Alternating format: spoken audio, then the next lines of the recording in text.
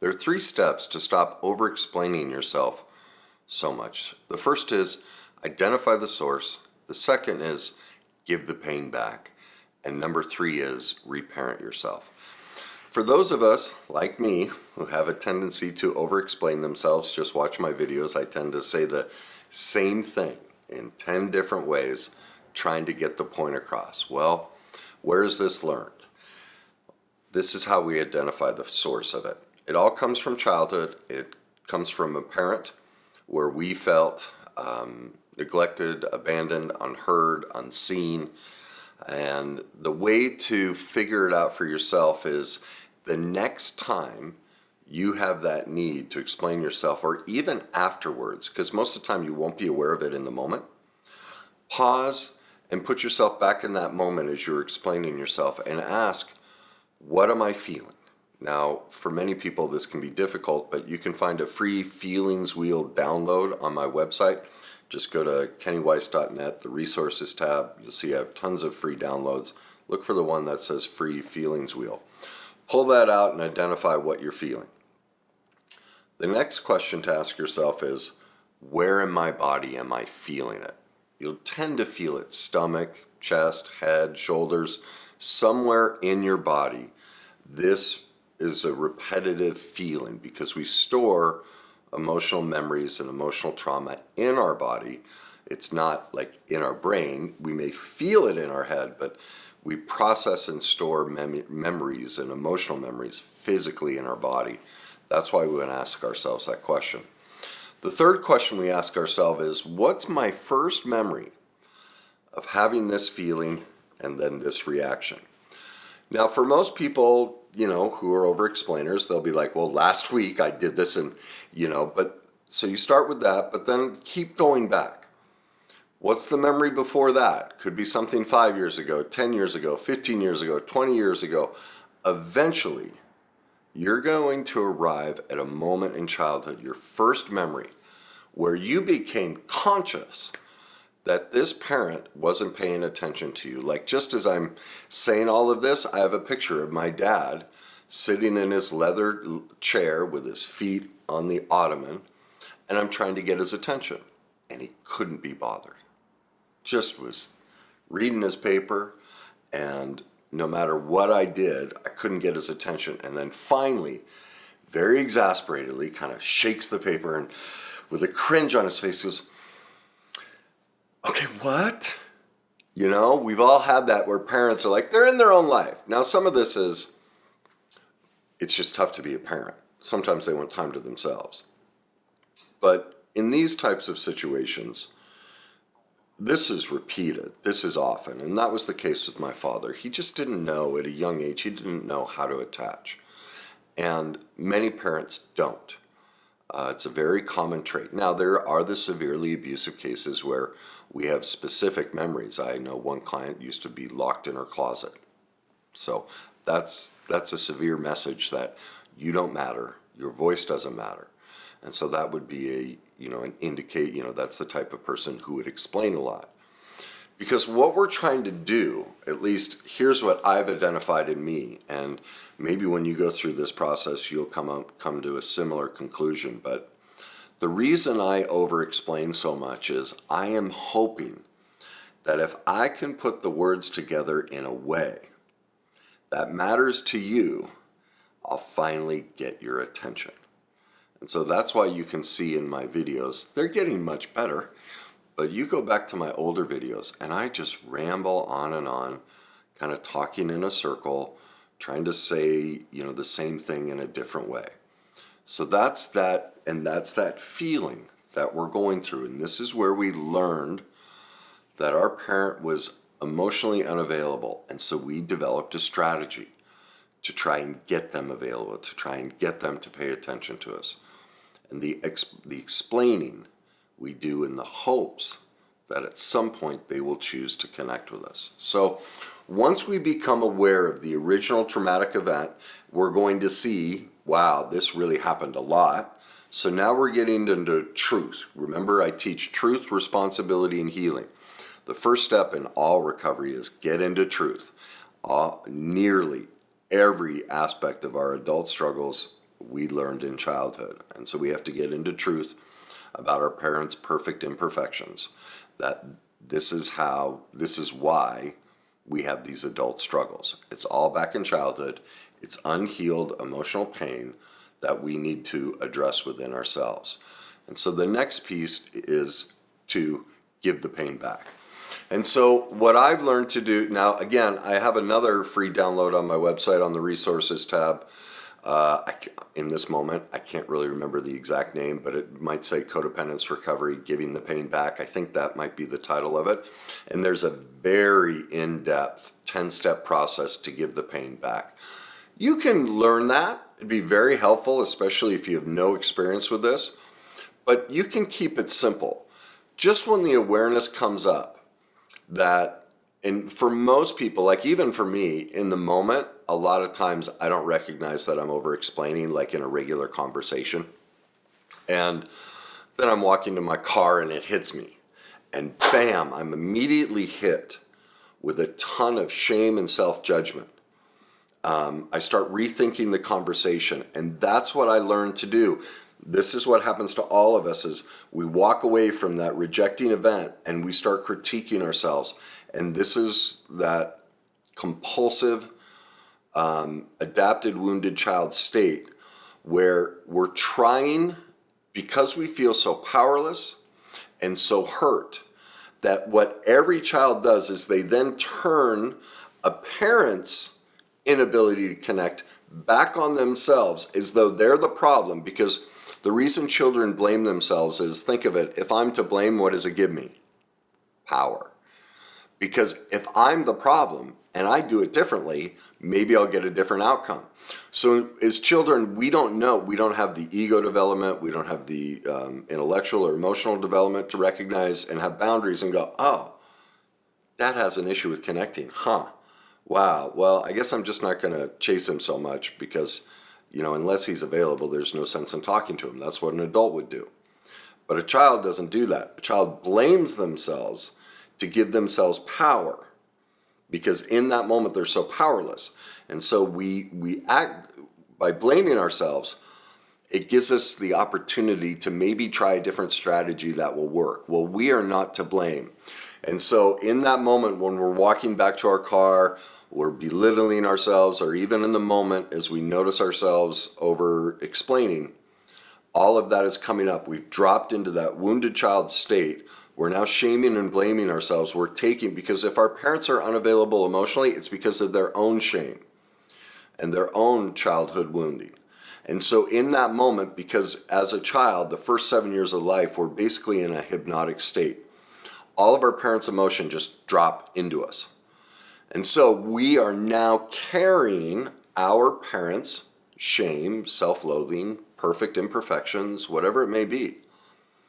That's what we're experiencing in that moment when we're over-explaining ourselves. It's our parents' pain. And so you can go learn about the 10 steps, which is very in-depth. But literally what I always do is I just go, I love you, Dad.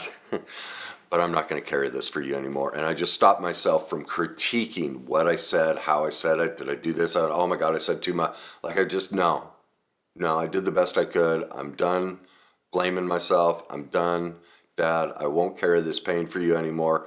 A lot of times I reach in, I will literally grab my chest as though I'm grabbing that pain and give it back to my father.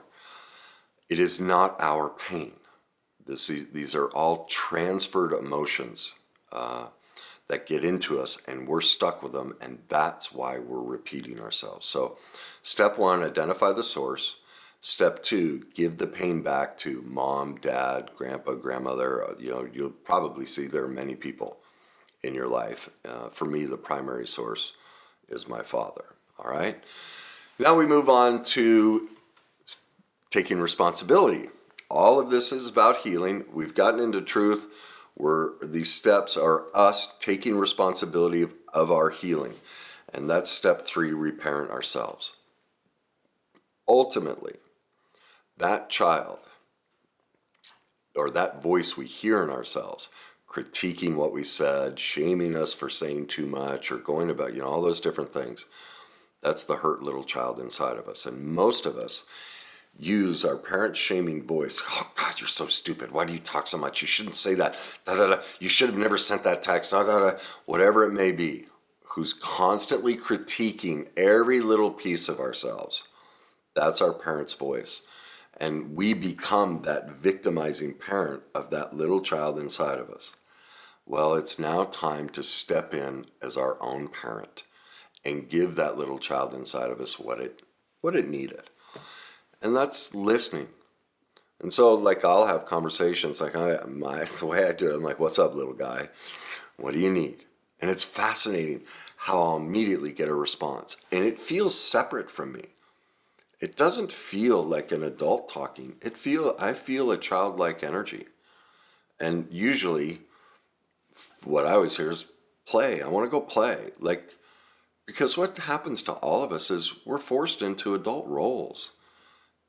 Think of it. You know, I was 5, 6, 7 years old. It wasn't my dad's intent, but in that moment, he made me massively responsible, adult responsible. He couldn't attune to me and be there for me emotionally. No parent can 100% of the time. And in many instances when this happens, it's just because parents are human. I mean, there are the abuse cases, but parenting's an overwhelming job. Well, in those moments when we are deprived of that attunement, we feel tremendous pain. And a child needs so much attunement. It's really not possible to give a child all the attunement that a child needs. And that's why we all end up with these wounds. No parent could meet this requirement. Like, it's superhuman. So I've learned to talk to that little child inside of me. Usually what I hear is, I just want to go play. And I envision places where the little kid in me would like to go play. And immediately I can feel a shift. Him and the adult me come up and recognize, oh, it's my job to give the pain back. Like, I'm here to protect that little child that was left unprotected. I step in as the adult. I listen to the child inside of me. Right? This process that I'm suggesting is the transition stage. What we're doing is, when we're belittling ourselves after we've recognized our over-explanation, we are in a incredibly young, childlike state. This is the wounded, or could be the adapted wounded child, depending on age and certain things. And so you may be 70 years old, but in that moment, when you're critiquing yourself and shaming yourself, you are not. You are 3 to 7 years old, usually 3 to 11, really, somewhere in there. You are not adult. And so that's why this reparenting, the asking of the questions, the listening, and the taking over as the parent and being the parent that child never got. This is how we learn to take ourselves out of being stuck, because almost everybody on this planet spends almost all day, every day, stuck in that wounded, adapted, wounded child, 3 to 11 years old. And the proof of that is every TV show, every movie, every commercial, all advertising is geared toward that age range. All of it. The emotional development of all media and advertising is geared towards that level of emotional development, because all of us are stuck as children in our pain. Commercials, TV, everything. All the documentaries, all the stuff that's really heady up here, that's much more adult and mature, we don't want to watch. Because why? We're all here. Those shows aren't popular. These are the ones. And the TV commercials, they're just so stupid and so manipulative, but they work if you're between 3 and 11 years old. You don't know. You're not developed enough to notice that you're being manipulated. That's the proof that we're all stuck in that. So this process is learning how to take us out of that wounded and adapted wounded child state and moving us into adult maturity and responsibility. And so the key thing that hurt little piece inside of us needs is grace, forgiveness, an ear, the ear it never got, to be heard and understood and protected and loved. and accept it. And that's how we can learn to calm that state down. Now, the other thing, I guess I didn't think about this when I put this video together, but when I'm really find myself, there are periods I get elevated in this. And so before I enter conversations, like I'll do this at the gym, I'll just pull up. Because it was something recently, someone found out that I worked out at the gym, and they're a follower and read my book, and they left a copy of my book and wanted me to sign it. And so one of the managers got to talking, and I can't remember the exact question, but I totally over-explained myself. And I started paying attention. I realized, wow, throughout my daily life, I'm starting to over-explain myself a lot again. And so, I'm in a period now where wherever I go, I pause in my car before I leave, and I get consciously adult and talk to that little child and go, look, you don't have to come out and explain things. You're safe. I'm here. I'll protect you. So in other words, I'm making sure that childlike energy inside of me, the hurt child, is being protected and taken care of, and I'm bringing the adult into the room so that when questions come, like, because when I lose this, I just, the kid inside me just pukes, says anything and everything. And so I noticed I was kind of doing that. I mean, it can be a very difficult transition because in this environment with the videos, I have made the choice to be very vulnerable about my life story in the hopes that it gives other people permission to be vulnerable with themselves and look at these difficult topics so that they can heal. Well, that, transitioning out of that can be a bit difficult to then go, okay, let's put that aside. Now you need a little bit more structure and boundaries in day-to-day life. And so I can, get caught moving between the wounded child and adult space. And so that's the other thing I would add to this is once you become aware and you start working these 3 steps, before you get into public situations, pause. Think it through. Play out in your mind what you're about to walk into and how the adult in you would handle it and how they might respond to questions and be a little bit less forthcoming, a little bit more boundaried, a little bit more protective, and use an economy of words to reply to questions. All right? So those are your 3 tips. Identify the source, give the pain back, reparent yourself, and I guess the bonus tip is pause beforehand. Before you go anywhere, make sure that adult is present, is boundaried, and is leading the discussion, not the wounded or adapted wounded child. And that's how you can move out of that space into adult moderation and maturity. So I hope that helps you.